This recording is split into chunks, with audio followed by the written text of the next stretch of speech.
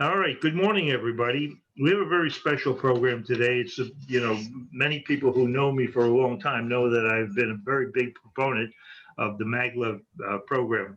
And we're going to start in a few minutes. But first, we're going to have Frank was key up the national anthem. Okay, doing that now.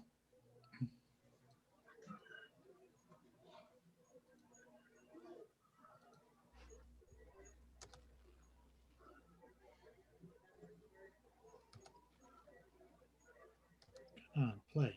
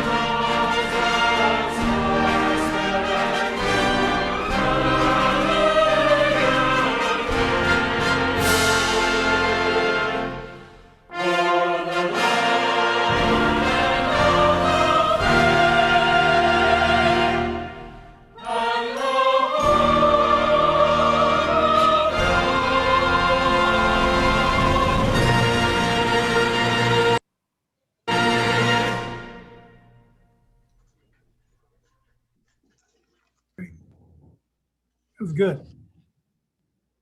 Okay. Right.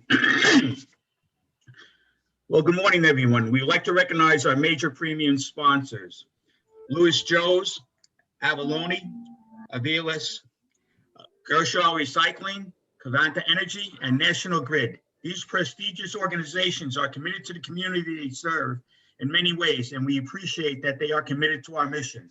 We'd like to thank them all. The sponsor for the Maglev program is Readiness Resource Group. Readiness Resource Group Incorporated is a veteran-owned small business, VOSB, in its 15th year of operation. RRG provides scientific, operational, and technical assistance to enhance infrastructure protection, national preparedness, and continuity of operations for government and commercial clients. With personnel in 23 states, RRG is pleased to sponsor this session as it endorses the vision of implementing a national magnetic levitation, which is Maglev, network for logistics and disaster response and recovery. Mr. Fazio. Ernie, you're muted. Can you get to yourself to unmute, or do I need to allow you to do it? All right, here I am. Okay. Okay. Also, I wanted to announce our next meeting with Ed Romaine. We don't want to forget that, and we'll mention that again at the end. It gives me great pleasure to open this program for us. It's going to be a monumental task to create what we're talking about. James Jordan was introduced to the superconducting magnetic technology while serving as legislative aide to Senator John Stennis. Before joining the Stennis staff, he served as the Director of Energy and R&D Office of the Chief of Naval Operations. He is a co-author of the Fight for Maglev, Making America, Maglev America, and a world leader in the 21st century transport. And Maglev America, he was also a co-author. That's how Maglev will transform the world economy. With the pioneers of this, James Powell and Dr. Gordon Danby. These two gentlemen have been close friends to both Jim and I, and he knows he's been with them with the program for 30 years, and he's going to be quite knowledgeable. It gives me a great deal of pleasure to introduce Jim this morning.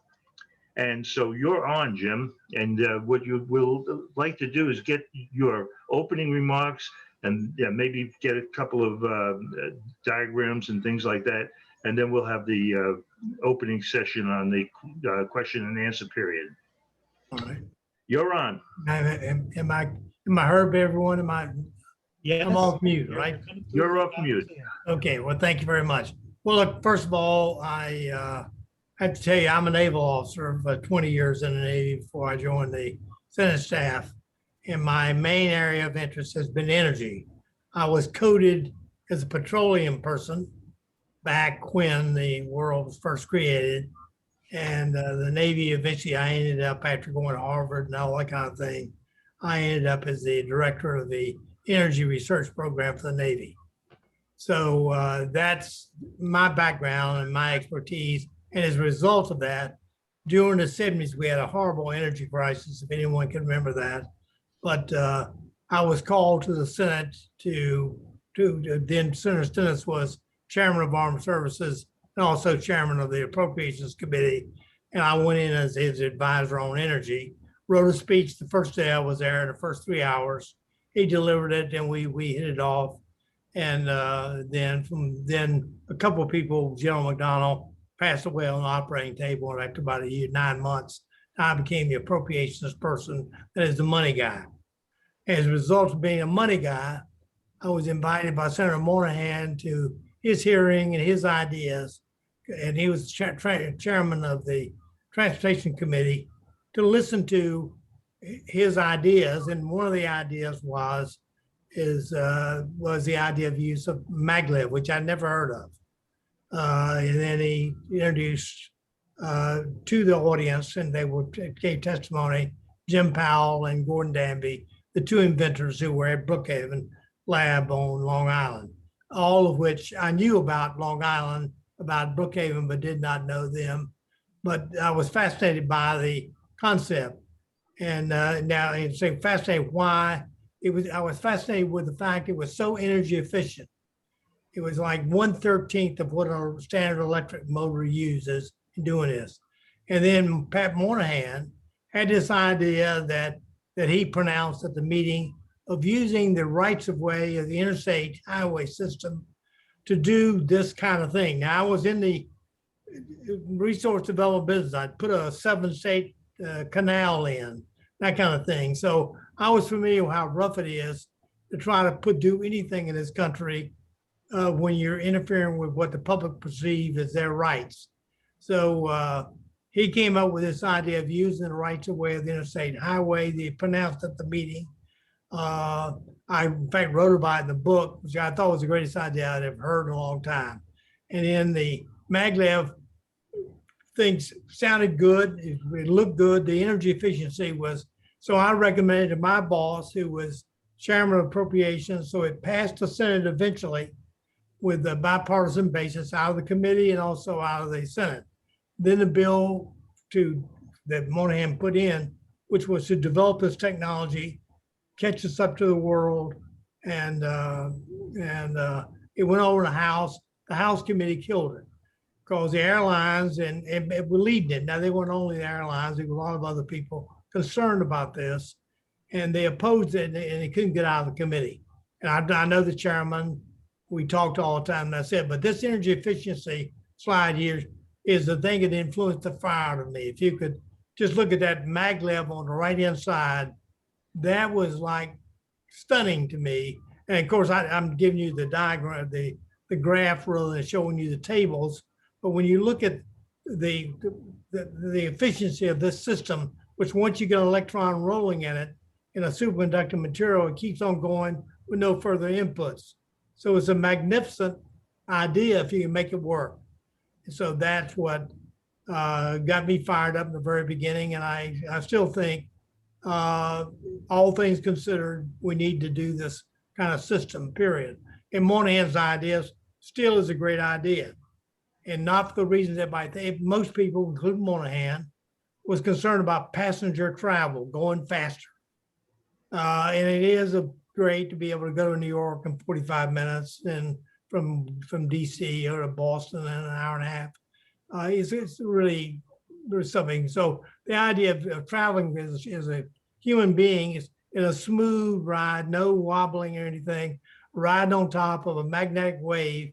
I brought with me this little magnets thing I use all the time. But we use a repelling force.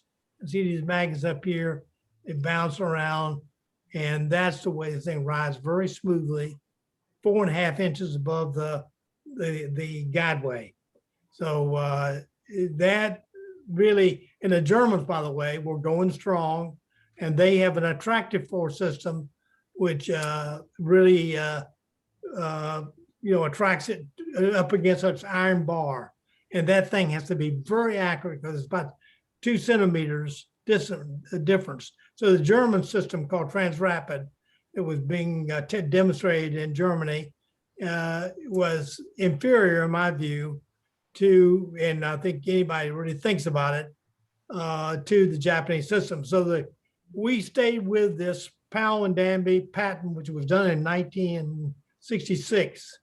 And that slide, if you put that back up again, I'll show you something that I want everybody to see, because we went from the Japanese system over time. They did it, developed it, it worked beautifully. The Powell and Danby patents worked, with the idea of the plates that are on the side of the U-shaped guideway. It was a good dipole system. It worked. Jim and Gordon kept working on it, and Gordon Danby, by the people who knows, he was just a fantastic person in this field, both in making medical machines like the MRIs and everything. Gordon was a super expert in this field, and so Jim and Gordon together came up with this magnet design of stabilizing loops of a common aluminum wires you can buy in a hardware store. And interacting with these superconducting magnets that are on board the thing. And they created 2 rows, or essentially 2 big superconducting magnets, like create a box, an absolute geometry is a box. And that created a 4-pole magnet. They call it 4-pole, quadrupole magnet, that we could use in both the planar mode, which this shows you the truck's on inside of a vehicle that's levitating off of a level guideway, a planar guideway. Jim, do you mind if I interject from a question from time to time? Go ahead. Well, I don't have one at the moment, but I just want to know that sometimes I think things need a little clarity, and I'd like to do that from time to time. That's Okay. all. So go ahead. No, dude, I want you to interrupt me if you need, because I do better when I know what you understand and don't understand.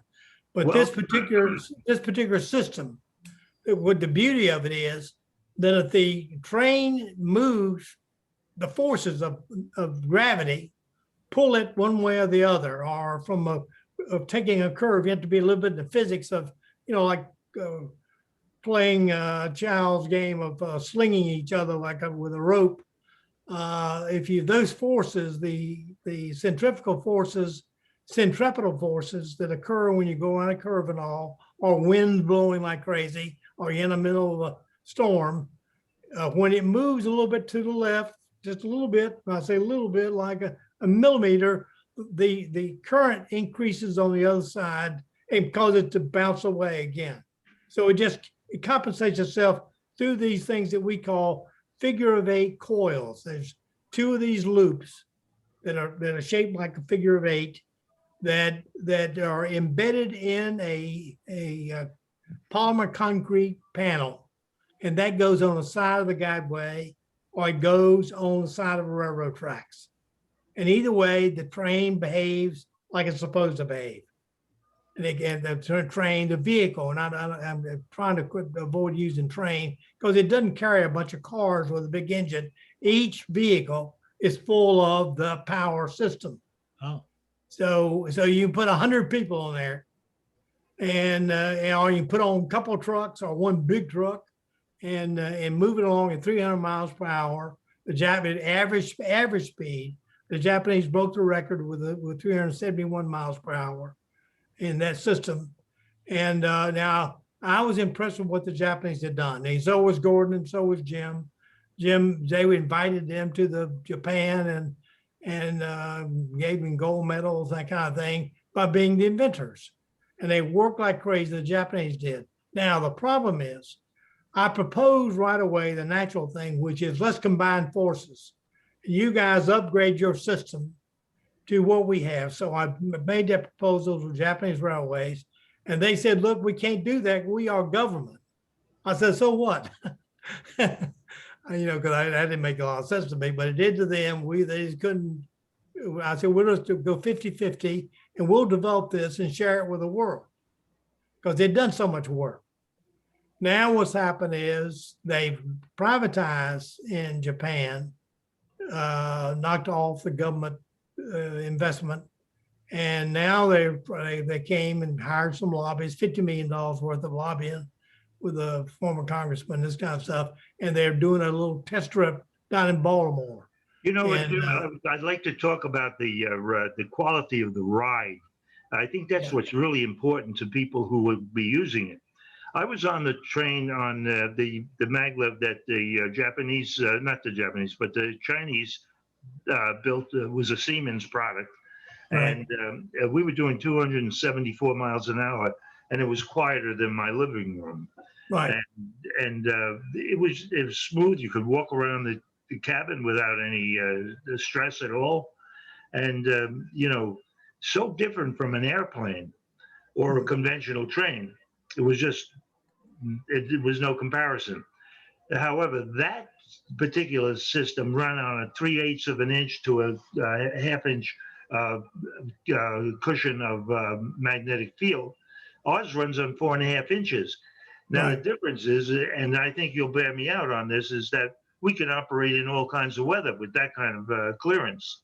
Well, the weather's important with that kind of clearance. That's correct. And thank you for bringing that up. But the other big factor is if you're in a construction business and you're making concrete forms that you are shipping to site and erecting these structures, the what I call the tolerance for error that in the German system, which is what you wrote in China, that system has you have to be a German engineer to do that kind of construction, because it's almost impossible to achieve that kind of construction tolerance.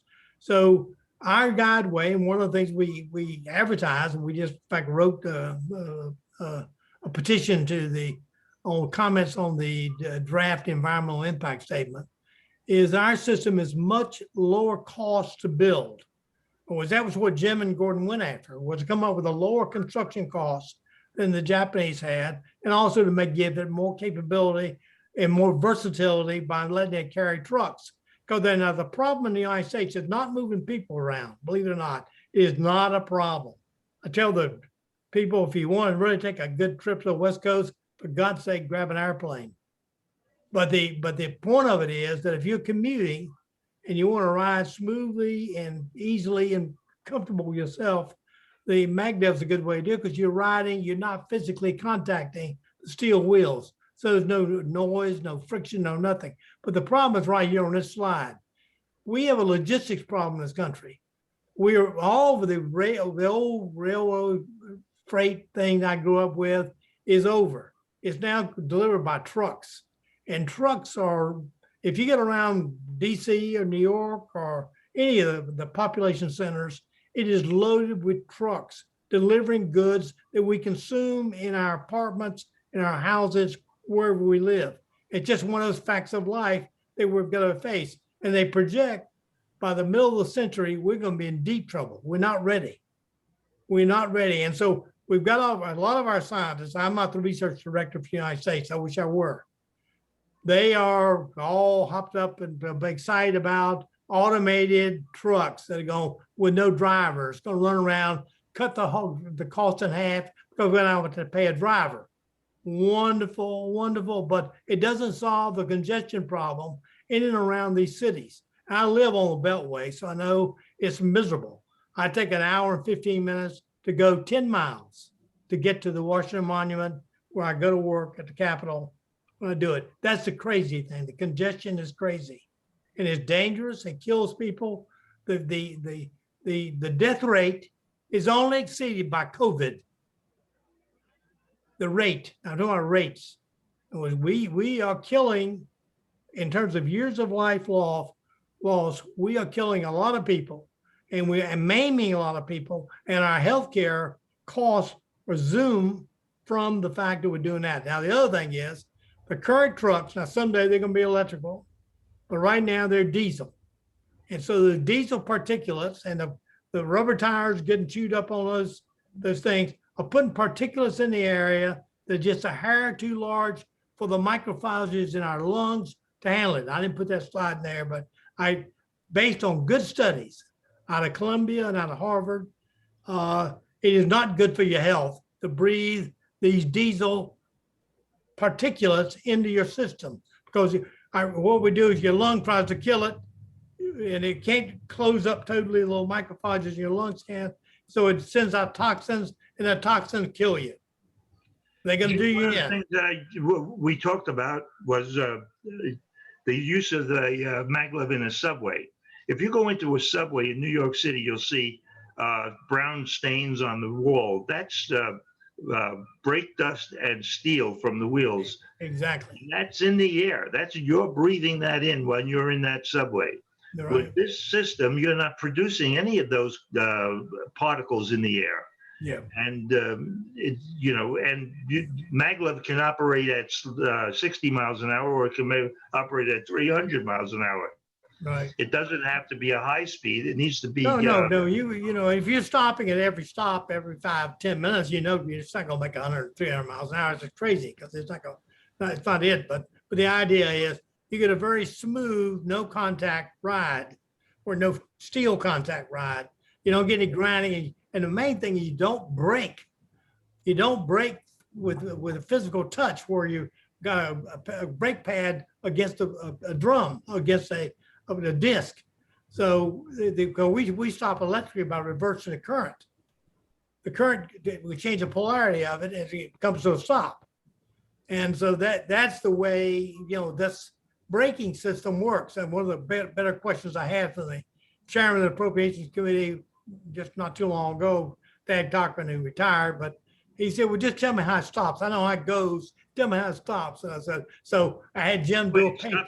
It stops quicker than standard brakes. A lot quicker. Oh, it stops without friction, not quicker, because momentum is something your body feels. No, you can't stop faster than your passengers can stand. So what you do is bring the G's, the force you feel, at what I call pleasant rate, so you can have a good breakfast and coffee while you're braking. That's the idea. I tell people no ripples. If you have a cup of coffee on a maglev, there won't be any ripples. I promise you. Jim, I have a question while this slide is up. It appears that this is a different configuration than the slide we were looking at before. Here, the magnetic modules are underneath the train. Correct. And does that mean that would not require different tracks in a situation like this? No, it doesn't. Huh. Now there is a thing. Now let me tell you something. I'm not immune to issues. If you're in a wheelchair and you've got to go from the platform into the train, a 1/4 of an inch makes a big difference in terms of the wheels going in, and Amtrak, for example, hasn't solved its problems yet. So I've been working on it mentally with trying to go through, and I get an engineering team working on the idea, is I'm thinking about at the platform, when we finally pull up, wheels will come down on either side and put that thing into a locked position so we can give access, required by law, by the way, good access to disabled people in wheelchairs, or people coming aboard in all the conveyances they have now. So that is an issue because when I say a quarter of an inch makes a difference, it makes a difference. You got to be precisely with that platform.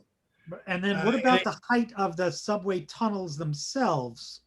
They're currently sized for the cars. How would that work out? No, we make it it works just the same. In other words, we are at the wheel as if it had wheels, even though it doesn't have wheels.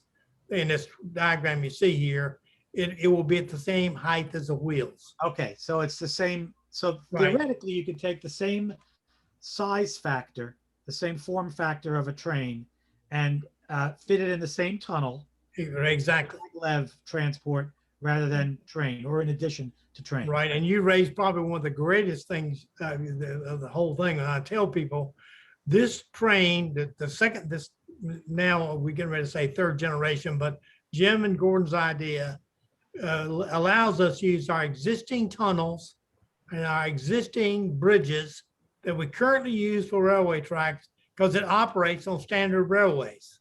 Yeah, to me, this without touching the rails, and we don't touch the rails, but And it operates an along that. incremental test as well. I mean, I've always thought that it would require, like the first slide we saw, a huge creation of, specialized track.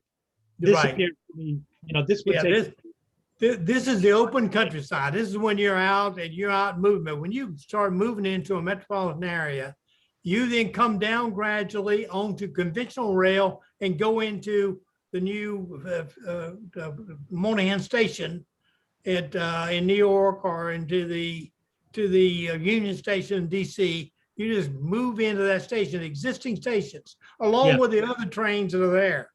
They're coming in. All we're doing is we have adapted existing railways to maglev and we move to it. And the other feature, when you operate in a planar mode and a monorail mode back and forth easily, you can switch electronically, whereas you don't have to move anything. You just tell the current, take the right fork, don't take the left, cut off the left, turn on the right. That's the easy thing to do, as you know, from electronics. That's easy. So we switch and the main line stays at high speed, but it slows down, switches off, moves into Union Station and lets the happy, quiet passengers who didn't hear anything, didn't hear the squeaking of the brakes, none of that kind of stuff. No squealing. The noise levels inside of a New York subway is pretty high when that thing arrives. So the pounding of wheels and brakes. Now the other big thing to an engineer is that I grew up with a blacksmith. Thank God. One of the best things that happened to me when I was a child. The fellow behind me was a blacksmith. In the old-fashioned age, made saw blades, that kind of thing. So I was a little boy, age 5, 6, 7, 8. Going back there, showing me everything, Mr. Ward. And malleability of steel is a weird thing. When you pound a great deal, the stuff becomes brittle. And when it becomes brittle, it breaks off. That's how we have derailments right now. In the Washington metro area, one of our bad ones, it was really bad, was due to breaking off of the brittle steel. So now you're taking a pounding when you're taking a steel wheel train back and forth. And that's what the maintenance is all about. It's trying to give us. We tell people, we're low maintenance costs because we're not touching anything. We're riding a mysterious magnetic wave. That thing is really very, very important to the process. And you can say, well, what about this superconducting? Superconducting, all it does is makes that magnet a lot more powerful. We've heard a lot of talk about the Hyperloop, and the more I read about the Hyperloop, I think it's a big hype. It is a big hype. Well, you know why? Whatever you think about, humans require oxygen. If you're riding a Hyperloop, good Lord, what do you do for air? Because you've evacuated the tunnel ahead of it. So, well, Jim, we got a pressurized aircraft. We pressurize, like we fire aircraft, jet aircraft now and that, but stratosphere, yeah. But now, every time you break the lock, on a submarine, I don't know whether you're ever on a submarine or not, but you can't just leap out of a submarine because you're going to die. So what you have to do is go into a lock. And Yeah. so a Hyperloop, every station's got to have a lock every time someone gets in and out, because you're going from vacuum to non-vacuum. When you do that, there's a huge, what's his name? Ross Perot said whooshing sound, not sound, but wham. I mean, you like an explosion as soon as you open the lock. And I think our friends at Hyperloop, they're nice people, Virgin Atlantic's founders, they have a great smile and living a good life. But I can tell you, it's just, that's most, now you can do it, the Navy does it, we know how to do it, the technology exists, but putting it around the country in every station, every stop, it's just not gonna happen. It's extremely expensive. Yeah, the I want to get back to the Japanese model, because the Japanese model, we both know, works very, very well. Beautiful. But they can't do freight with that.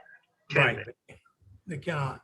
We And have that's the design allows us to use the superconducting magnets to lift very, very heavy loads. In fact, in one of my last conversations with Jim Powell, he says the cost of movement is so small and the ability to lift is so great, we can move water. In other words, we could take water from the Great Lakes and put it into places in the country where they need water. And that would be economically feasible with this system, where you would never do that with a regular Ernie, train. what is it about the Japanese system that precludes freight? The magnets, the magnet configuration they have, it could be souped up, maybe enough. But see, but let me give you the problem is, it creates a magnetic field, and if you have your laptop or your watch, and you get in next to an MRI, where you have a pistol in your holsters at the hospitals around you, you're guarding the door. The magnet's so powerful they'll jerk the gun out of the holster. But you get a great big powerful force. With Jim and Gordon's 4-pole magnet, and about the magnetic force dissipates in about 5 inches to the Earth background level. It's a miracle. Now in Japan, they put their magnets away from the passengers. Now, I haven't told them yet how we do it, but they put theirs away. Well, we can line our magnets up one right after the other underneath the vehicle, and we get a great deal more force. We can have twice as many magnets in position. So that's really how we do it. And because our magnetic force, which is still just, I'm just telling you, we haven't patented that. I don't know, we'll not ever, but because once you do, it's all out. I just want to interject this idea, Jim. On the surface of the Earth, the magnetic measurement is in Gauss. The magnetic field on the Earth, where you and I are standing right now, is about 2 Gauss. Right. In an MRI, it's about 5,000. Right. And in our system, it's about 5,000 but it's below the feet. It's below the It's equal to the Earth. It's equal to the Earth. Right. So the inside cabin, we have 2 Gauss. Right. So that's yeah. You can operate your laptop, see, but you can't do it on a Japanese. You can't do a Japanese thing, but only because the magnets are up in the front and the back on that thing. That long snout is holding the magnets. Yeah. So now get the picture. That's it. So now we told the Japanese, they know this. I mean, I've told them, guys, and what they're betting is that we want to move passengers. And I'm betting no, as soon as we understand the problem, which is logistics, freight, moving freight trucks. I mean, people don't realize how many freight trucks there are on highways, but the freight trucks exceed all air cargo, freight rail, all things combined. I mean, 6 times the amount. So it's just a huge number. And so we say, well, look, at an Amazon economy, it's only going to get worse. Right. So there you go. Who brought that point up? Who, Amazon? That's it. That's what's really going to happen. Yeah. And so I tell people, please get ready for this. Please, because it's going to be miserable if we don't do it. Now, and they said, don't, Jim, don't worry, we're going to automatic trucks, when it's autonomous, they call it. And I said, well, can I tell you something now? Even if there's no driver in the cockpit, the sucker is going down the street. It's going down the roadway. So it's congestion's a problem. And, you know, I used to be a math major when I first started, and we did things about what congestion really is, not real congestion, but how you can pile up numbers. But congestion is the thing that is right now we have to deal with. Now we build more lanes. I give a maglev at 300 miles per hour is equivalent to 6 lanes on one side. Now that's a great deal. See, a truck averages 50 miles per hour. And now say, well, Jim, it's going to cost a lot of money. No, no, no. If you drive a truck, it's 32 cents if you get the best truck on its earth per ton mile. With us, max is 10 cents per ton mile. Max, all things covered, paying off the bondholders, everything else. Because it's really 5 cents. But I'm saying we've got to have a little money here to pay off the bondholders. So understand that the logistics system is something. Now, can I sell that to the Congress? No, because they want to know, they want to go fast like Hyperloop. They want to think about it's a human system. We don't care about trucks, for God's sake. It's a day-to-day thing. If you think about the loss that we have in fresh produce, in just in spoilage, by delivering a truck or delivering a train, okay, and we pay off. The distance between New York City and Chicago is approximately 980 miles. Right. If you take a plane from New York City to Chicago, it's 2.5 hours. But you had to be at the airport an hour and a half early, and it took you an hour to get to the airport. Right. Then when you get there, you got another hour getting into Central City, Chicago. Right. So the economy of time is with us in I would say within 1,000-mile travel. If you're talking about passengers, Right. New York to Boston, again, the same thing. That's a waste of time. Most people go from New York to Boston in an automobile because of that. Yeah. Can I interrupt because we have some questions from the audience that Okay. I'd like to make sure we leave time for.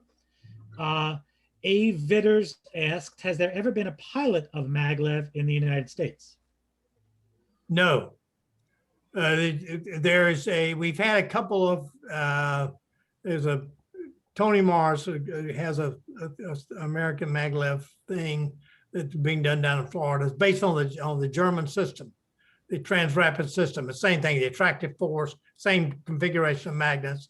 So he built, we've had these sort of startups, and Jim and Mars, Jim and Gordon built a 2 magnets and a guideway and everything, sort of a very low cost demonstration. Their problem has been money. And if they'd had the money, we could have done a prototype, but we need a test track. What I'm asking the Congress for, I'm trying to get as much support for it as possible. I just wrote a thing last night. I do it daily. We want the Congress to please do a test track the way the German government did a test track, the Japanese government did a test track, the Chinese government's done a test track, so that people can see what it's like. And now say, well, Jim, are you successful? No. I proposed this back when Moynihan Station was first envisioned, saying I want to build a prototype and put it in the station so that people can come and try out the seats, that kind of thing, so that our engineers can design to fit the bodies of people who travel. So I was going to try to do that, but now I've decided, but we do need a demonstration prototype. Is it easy to do? The answer is no. It costs about, and to do the job right, test it for like 2-3 years of running it till it falls apart. You know, Jim, we have a piece of rail on Long Island. It's from Greenport to Ronkonkoma. It's almost a straight line. It's about 54 miles, and it's a loser for the Long Island Railroad. It's the most expensive piece of traffic they have, and they run a diesel train on it once a day. or maybe twice a day. And what happens is they have very low ridership. Well, it stands to reason you're going to have low ridership if you don't have any service. I think that route would create a tremendous amount of traffic if they ran a car every 40 minutes, which they could do, because the whole run would take 20 minutes from end to end, averaging at about 170 miles an hour. And that's all you would need, just one track going back. We need to show it. It has to be real. We have to see it and people touch it and feel it, know what it is. I know that. Jim, And, you're about to give us an idea of what the cost would be for this test track. The test track to do the job right now, because his engineer's talking, not me. To do the job right, and I call very low salaries, you know, all things considered. But to do the job right, it's about $600 million. And it takes 5 years, about $200 million a year. Because you're spending 2.5 years roughly of running it ragged through all kinds of tests in the electronic switching, stopping, starting, try to get as much bad weather as you can, show how it operates in a snowstorm, all that stuff, so that we can make it what's called a public carrier that's been fully checked with full faith and credit in the United States. That's what really needs to be done. That's what needs to be done now with everything we touch. By the way, a Turing test it's got to be applied to all these things we're putting on our highways. So just some of the other questions here that are coming from the audience. Okay. What are the barriers to getting this done? I think you've just explained that in your mind, it's all about getting the government funding for a test track. But what are the chances? The barriers, people, it's not the money. I don't think, $1 billion now is no longer regarded as money for some reason. But the point of it is, I mean, I don't quite understand the mystery that's happened the last 10 years, 20 years. But the main thing is the competition, the old ideas that, we still have people who want to do what the Germans have. And I can tell you now, that's a bad idea. Okay, now superconducting is the way to go because of creating that magnetic force that's so powerful. So it's the way to go. But the energy efficiency of superconducting, because eventually, right now it's not. By now, but maglev and superconductor are not the same thing. Superconductor. No. There's several kinds of two kinds of maglev. There's three kinds of maglev. One maglev is, done by one of the labs on West Coast. Lawrence Livermore did one that uses permanent magnets, and it may be we can make a permanent magnet that is so powerful that it can do it in the space. If it's a space problem though, where you got to create the cube of the magnets that can do the lifting job. So I'm not saying it can't be done. The Blues Brothers did this out in San Diego with their system, and what's it called, General Atomics. They did a system like that. So it's not out of the question to use permanent magnets, but from what I know, and looking at it, the notion of superconductivity, which the temperature is rising. Our third generation, by the way, the very next generation design will have high temperature superconducting. It means we can quit using helium, liquid helium as a coolant, and we can move to liquid nitrogen with the laughing gas you use for your dentist. So this is a lot safer and much cheaper than liquid helium. One of the principles of the superconducting is that you can use very small wires. Right. Now, the benefit of that, excuse me, the benefit of that is you can put a tremendous amount of current through it and get the lift that you need. And it's not only the diameter of the wire. It is the fact it's super cold, and when it's super cold like that, thanks to some Dutch physicist, when it's super cold, it doesn't offer resistance to the electrons moving through the wire.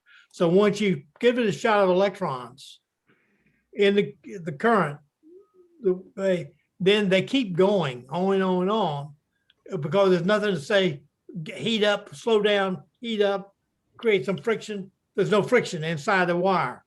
So when I was one of my meetings with Danby and Powell, we said it was over at Danby's house, and he pulled out a piece of a wire that looked like a piece of tinsel from a Christmas tree. He says, we can put so much power through this little wire that it would vaporize in a second if you didn't have this kind of properties. Right, exactly. It would melt anything else if you put that much current through. Right. Right. So so the mystery of the maglev is in the fact that we can get so much power into so many wires and to get the magnetic field that we need to lift trucks. Exactly. So the idea, we label ourselves superconducting maglev. And I'm getting ready to put in front of that high temperature superconducting maglev. Now, the problem is high temperature blows the mind of a lot of people. I'm not sure I like to use it, but that's the fact that we can get to cheaper gas. Now, making liquid gas is not an easy thing. I mean, ask anybody in the business. It is not easy to liquefy helium or to use helium. I mean, I used to use helium when I did radioactive waste vitrification. And I can tell you, quartz glass, helium will go through it if you're not watching yourself. So it's the management of this stuff that it's engineering wise, it gets a little rough. So I'm saying is that going to nitrogen, liquid nitrogen, which everybody, the Japanese will go to liquid nitrogen. The Chinese are already doing it, by the way. The Chinese in their high temperature superconducting, which they have a young man up in one of the research universities is doing it. In 6 years, he's going to have a system ready to go. And I tell people, please allow us to demonstrate the American invention and American jobs, the American manufacturing, that we can do this. It's a matter of pride in a way. I mean, I don't want to compete with China because I'm not one of these warlike people. Been in the military, I was in Vietnam. I do not like to kill people. So I don't see any point in going to that kind of war with China. But I do see a point in trying to develop pride in our young people is to coming along in the engineering field that we can do things that are halfway civilized. I had a follow-up question on what we were talking about before in terms of the feasibility and where we are now. So far, you haven't mentioned the possibility of private investment. And specifically, I think of Amazon and their investments into Amazon logistics. They're literally building an air freight company as we speak. Is there an opportunity for private investment to move the needle at all? Well, there should be an opportunity to answer your question. There should be an opportunity. We need I'll call it a private investment wizard. I'm not one of them, I believe, because there's Jeff Bezos, and I love him for what he's doing, I guess. But the point of it is, he's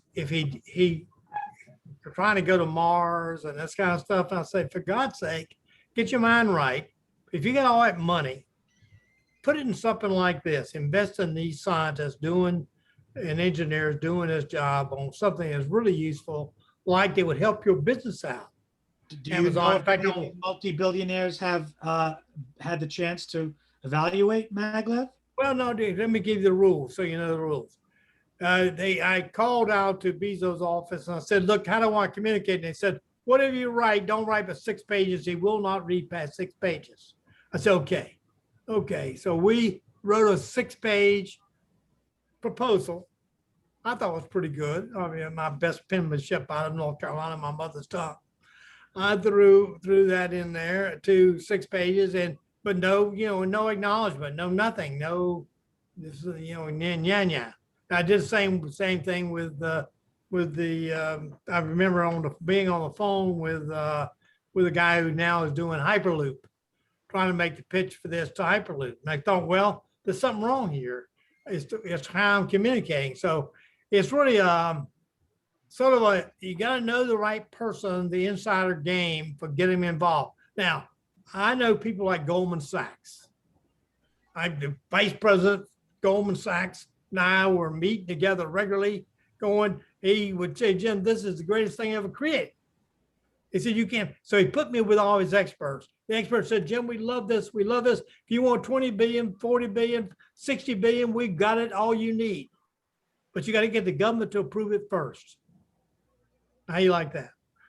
so that was a hard part, you know, and I'm all for private capital doing this thing.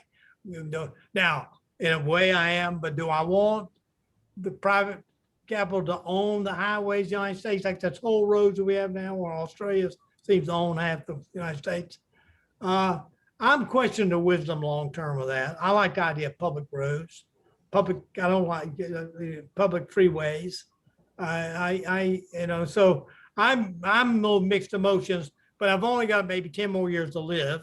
So I thought, well, I'll keep my counsel to myself and let all the people, they call them P3s, public-private partnerships that want to come out. Even though I have some very good advisors over in the general accounting office and say, Jim, it's just going to raise the price. And I say, well, no. But anyway, I'm not certain, but this is the kind of thing you run for president on, okay? I'm not running for president. I will go bend with the wind. If the wind wants to privately finance it, fine. So, you know, I'm reading a biography of Edison now. There's one like in the New York Times bestseller, new one. And apparently, and I didn't know this, he was lured into rubber research. And for decades, Ford and Goodyear, the men, had been trying to get his attention because he was so prodigious at his inventions to focus on rubber, because they knew in their industries that we were tentative by a single source of supply by these rubber trees, and didn't really catch his attention. And until the threat of World War I came about. And rubber at that time was an extremely valuable resource, and especially for a war-going nation. And so the point is, it was a calamity that caused activity. Are we at that point too, where it's going to have to be some kind of a national calamity, emergency, like the gas crisis of the 70s, to actually get anybody to make decisions? Well, in the words of some famous people, you never let a good crisis go to waste, because a crisis does create the right kind of incentive for people to say, let's try something different, to get past the old ideas. Now, I've been 50 years, this whole thing is 50 years old now. And they had a 50th anniversary thing. And one of the real telling things is, you know, Jim Powell passed away on Memorial Day 2 years ago. And we were working right up to 4 days prior to his death. I mean, every night, Jim and I wrote over the phone. We were yakking away for 2 or 3 hours on this project. But James Watt, everybody knows James Watt, they named a unit of electricity after him, the inventor of the steam engine and that kind of stuff. It took them 25 years to get somebody to even believe that it worked. It took the interstate highway system was a 28-year project to get somebody to accept the idea that we ought to build this limited access Autobahn. And I can tell you this, it's just old ideas stamp out new ideas, and it takes a crisis of a sort. And I'm trying to tell people, there's a couple of things that are brewing now. One of them is global warming. We must shift over to electric power. We must. And why electric? Because electric, I can figure out a lot of ways to create electrons without fossil fuels. But we are going to have to make that move, or we're going to, you know, the next 200 or 300 years is going to be horrible. Well, have you, you probably have calculated the offset in carbon emissions that taking those trucks off the road? Yes, we have. I mean, that might be a politically poignant topic right now. Yep. And I'm hoping that Joe Biden, President Biden, will one day give me one of these Zoom call audiences like I'm doing right now with you all. And let me have at him, because I know him. He knows me. He wanted me to run for the Senate. He was always pounding away my wife and I together at lunch, said, Jim, you got to run. You got to run. I said, well, you know, I'm just a young kid. I'm only 44 years old. But anyway, he's nice. I like him. When we get together, he recognizes who I am. We'll hit it off within the next in 30 seconds. Now, but then you get into the Roosevelt doctrine, which is make me do it. Get the public clamoring for this. Yeah. Now, anybody in the public relations business, we have a few of you here in the public relations business, it costs money to do it, just to get something in the New York Times with a professional writer. Now, I do it all the time with commentary. Ernie knows this. I send him my thing. I put in about Maglev and Maglev 2000 in commentary. But writing an op-ed piece is not for the amateur. You got to know somebody to get in the major media outlet. I'm gonna tell you, I've been through it. So we have about 5 minutes or so left. I just have one more question. You know, you're talking about getting something done in Washington, and I think we all know that what really gets things done in Washington are lobbyists. So what would be the corporate special interest segment or faction that would prop up these lobbyists? Who stands the most to benefit?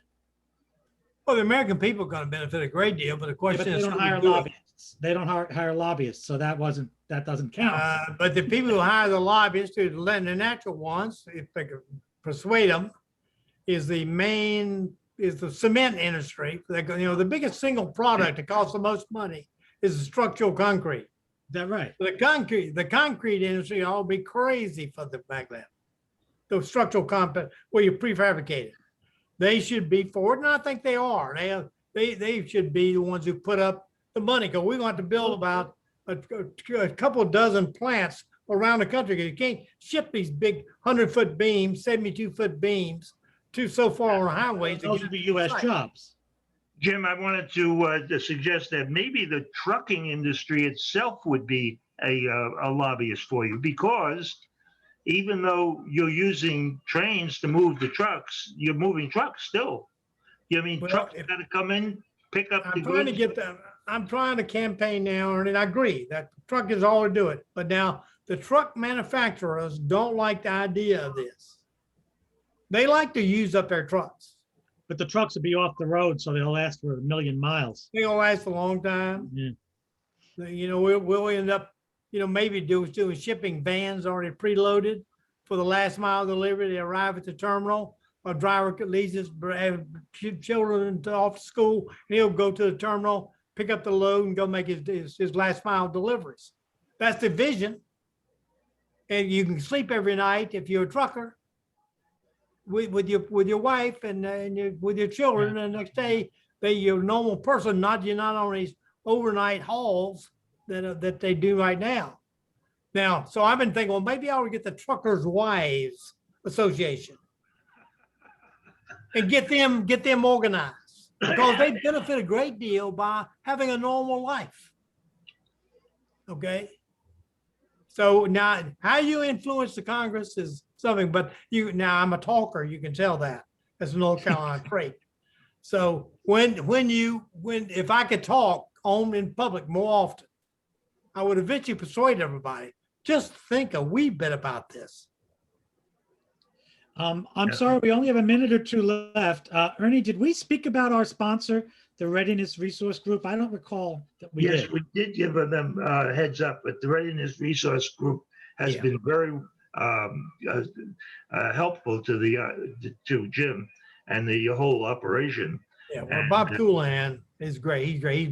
He's been a saint in helping out. You're right.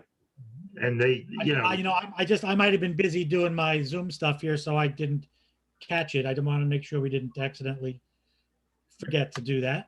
No, yeah, because all these sponsors we really appreciate, because we do need to develop a great deal of congressional interest in this. And and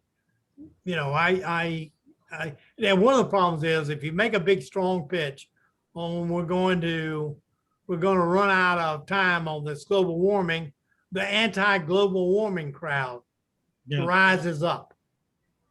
See, reality is not one of the nice things you can talk about.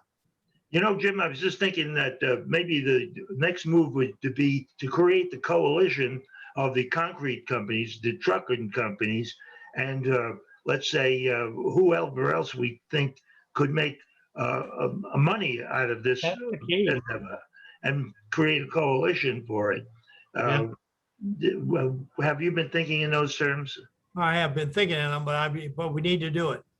We do need to do it, and it has not been done. I have talked to the head of the American Trucking Association, who was a former governor of Kansas.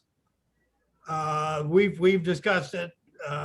He's interested, but the problem is you got to get. Oh, well, I did the same thing with the aircraft industry, again with Boeing. But they say, Jim, the problem is we couldn't sell another aircraft if we got involved with you. Yeah. It's they're worried about their markets. Of course.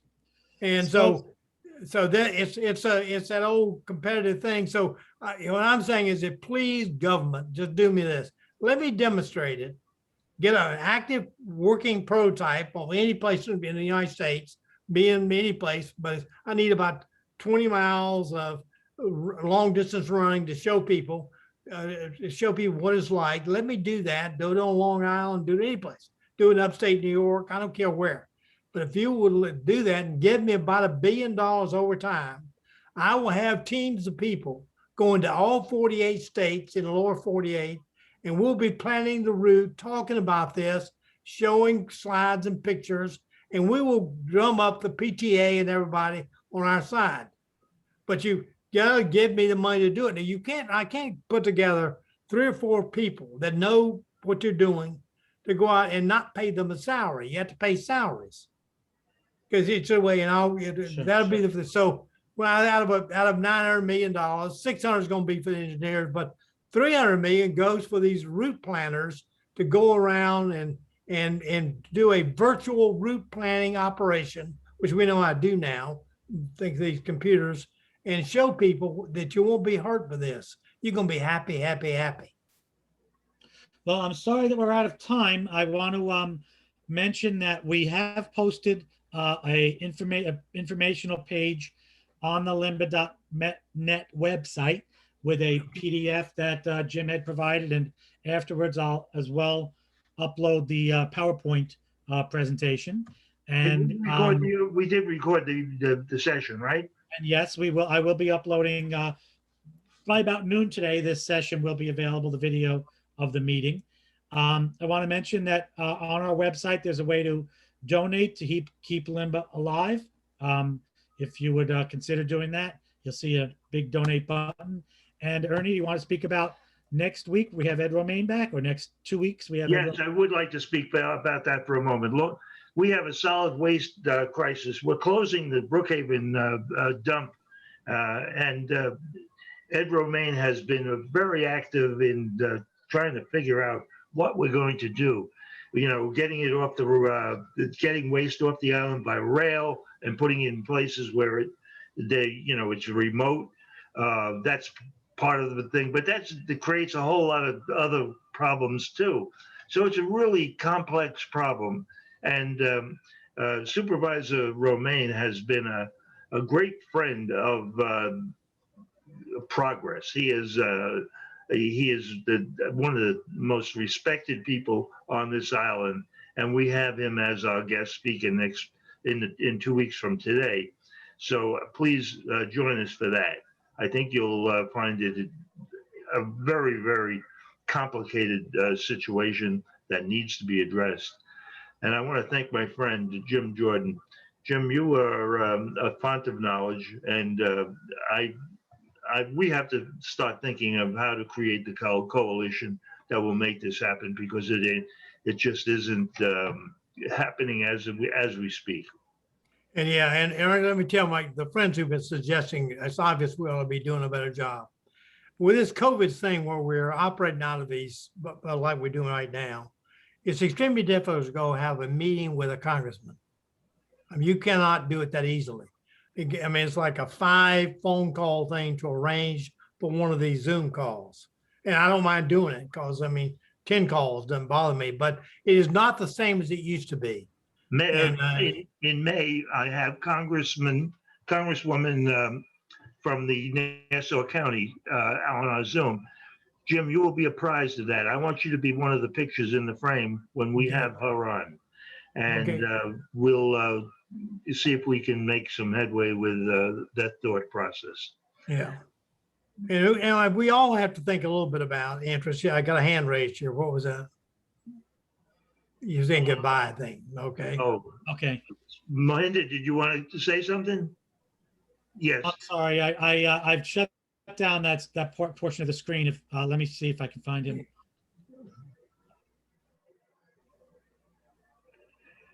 Yeah, I suggest that we could have a few more minutes if long as Jim is okay with it. Yeah, I'm okay. Don't let me. I'll stay with you for 5 or 10 hours. I've allowed Mohinder to unmute if he does have a question. Right. So may I? Yeah. Good morning, Jim. Ernie and I have been having many meetings about this, which Ernie will be discussing with you. But like, if you are talking about the congressional delegations and all, if Ernie and me and many of our participants right now can help you with Long Island delegation to have a face-to-face meeting, would you like to come to Long Island for that? And we can arrange that. That's not a problem. Jim, Mohinder is with the Sikh community. They're a very influential and important group on Long Island. And he would like to invite you to do a program. Were you thinking of an in-person, Mohinder? Yes. I'll host it with Limba. We'll be the sponsors for that. Okay. I'll let you give you information to stay in touch with Jim. And Thank you. You work out whatever arrangements you do. I'm open to meeting with anyone on this because I believe in it. Obviously, I'm pro bono. You know what a pro bono means? I don't receive an income. Don't need an income. And but I will tell you that what I do want to do is try to take this legacy that we have. We're lucky. I mean, it was a matter of sheer luck that Jim and Gordon came together on this idea. And the idea is good, it's sound. And we just need something like a Pat Moynihan, who is forceful member of the Senate or the House, to really make a case out of it. A young man now who is a congressman from Massachusetts, Moulton. He's with the high-speed rail, and he wants to do steel wheel trains. But he mentions Maglev in his paper he did. So then I said, look, would you like to get involved in what really counts? So we may get. Have you made any headway with Mr. Schumer? Well, yeah, in fact, Majority Leader Schumer, who I've known before he was Majority Leader and when he was first checked in to the Senate, we've talked about it. Jim and Gordon have met with him, and he sent me a card. I keep it on a frame and put it on the screen. Jim, I'm going to help you on this. I'm going to take care of this. You know, I have a little influence with Mr. Schumer. Because of my operation here, but I will make a new effort to. Keep making an effort, because see, now he's a busy person. I mean, everybody's after him, but I just want to remind him that the big issue now, all right, we've got to be able to move trucks, get them off these highways. Now we'll take 100% off. No. If we would be lucky, we get off half of them, but we take off half. What a difference that would make in our lives. Yeah. And global warming. Yes. I don't know whose comment this is because they're labeled as Melville Chamber. Yeah, it's Tyler. For some reason on your Zoom, I can't change my name. Usually you could rename yourself, but I couldn't change it. It's Tyler Slow. Sorry, okay. So no, I was just saying my son is on the transportation, has a congressman that he's the legislative director for that. He actually got onto the transportation committee in the House of Representatives. What congressman is that, Tyler? Adriano Espaillat, but their hands are all full with that Second Avenue subway. That's what's been going on with that committee. Yeah. Tyler, that was a very good meeting you did the other day. I'm glad you invited me. Thank you so much. But he's coming up here for the holiday, and I'll talk to him about it. I don't want to, say anything right now, but I'll talk to him, ask him if you could send me some information, I'll give it to Tyler, him. do you think we can get the chamber, your chamber, to endorse this idea? Well, I'd like to look at it, and this is the first I'm hearing about it. Seems Ted knew about it. He understood it. I'm a big technologist, so I'll be able to understand what you're doing. First I'm hearing about it, to be honest. I will make sure that you have access to Mr. Jordan, and so I'm friendly with Chuck as well. I had Passover with his great aunt, who was my aunt's best friend for 10 years at Passover table. So, and I know Chuck, and he's good to Long Island. He's here. We got the air show going on. I don't think he'll be standing there like he usually does this year, shaking hands, but we know some people down in DC. So if this is viable, if I look at it and I get excited about it, I would love to help. Absolutely. Well, yeah, and I'll tell you something, to stick $1 billion, $900 million, whatever you want, 0.9 into one of our next bills that comes up, the infrastructure bill, which is coming up within State of the Union time. We're looking at very, very short time frame here. To put that is a small thing. They can't make a big deal out of it because the forces of darkness come out of the woodwork in opposition. And once you're killed, if we get killed on the floor, it becomes a big issue. Then you've had it. And I can promise you now that the Japanese government, every time when they go to Japan, have a visit with Japan, they're merchandising at a very high level. Their prime minister will mention Maglev. I know this because I've gone over before to meet them when they did this. And the ambassador, they say they think it's so humorous in a way that when they gave a speech at Brookings, I was there. I had to be lucky I was there.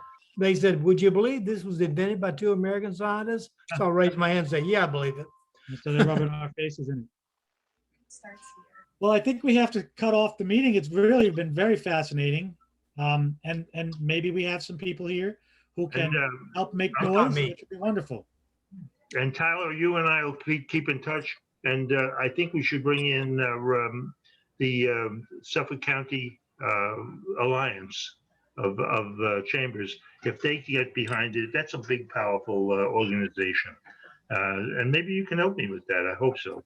Anyway, thank everybody. I thank everybody. And of course, Ernie, before I go, I want to tell you, I appreciate everybody who listened to me. And I particularly appreciate the effort you've made at giving me a little bit of public over here with your group. And maybe this seed will sprout.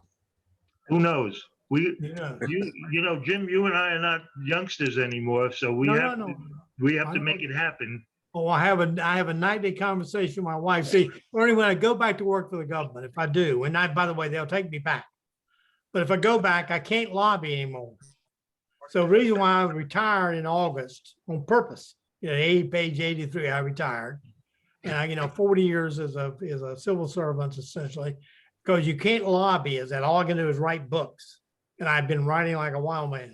But I can tell you that I have approval of the ethics, but I get to call Chuck Schumer and say, I want to be made Secretary of Transportation. And they said, no, Jim, you're not glamorous. Well, okay, I'll be the chairman of the Amtrak. And I will take Amtrak and make it into this. Okay, I mean, they have I'm a naval officer. I'm used to I ran the largest port in the world when I was only 26 years old. Huh. So I'm accustomed to taking on difficult jobs. If I can't get through it, there's something wrong. So anyway, but my wife keeps saying, why do you want to keep doing this? I say, because.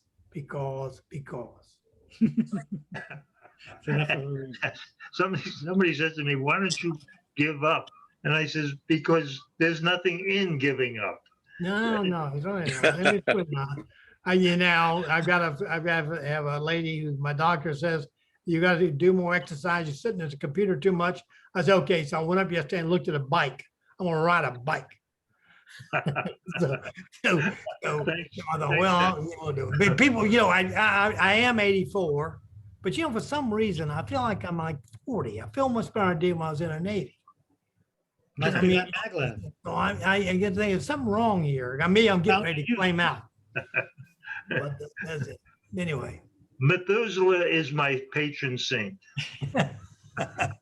You're a good guy. Okay, thank you, everyone. We'll speak again on Lindblad meeting in 2 weeks. This was fun. Thank you very much Thank you. for listening. Thank you. Be Thank well. you. Good day. Be well, everybody.